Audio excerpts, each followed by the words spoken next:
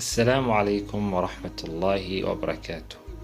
kusoo dhawaada muuqaal cusub. nin ayaa u soo galay xaaskiisii salaada cishaay kadib wuxuuna arkay carruurtiisii oo seexday. wuxuu weydiiyey haweenaydiisii, carruurtu ma tukadeen? waxay tidhi cunto ayaan oolin oo waan seexiyey. wuxuu yidhi toosi. waxay tidhi haddii aan toosiyo way ooyayaan gaajada haysa awgeed, wax aynu siinana ma yaallaan. wuxuu yidhi dhegayso, korkayga waxa saaran inaan fara salaada, risiqoodana ilaahay ayaa haya, ee toosi oo far salaada. waa ka ilaahay yidhi wa'mur ahlaka bisalaati wastabir calayha laa nas'aluka risqan naxnu narsuquk. far ehelkaaga salaada kuna sabir, kuma weydiinayno arsaaq, annaga ayaa ku arsaaqaynaa.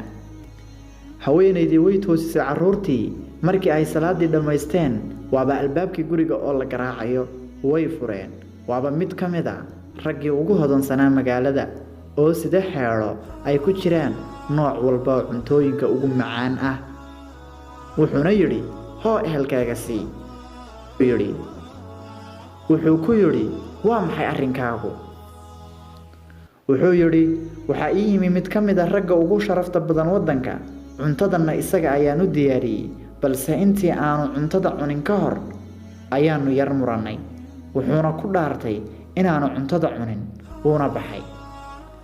kadib waan soo qaaday cuntadii, waxaanan idhi waxaan siin doonaa cidda ku jirta albaabka ugu horreeya ee lugahaygu istaagaan. ilaahay baan ku dhaartay ma garanayo waxaa ii kaa keenay.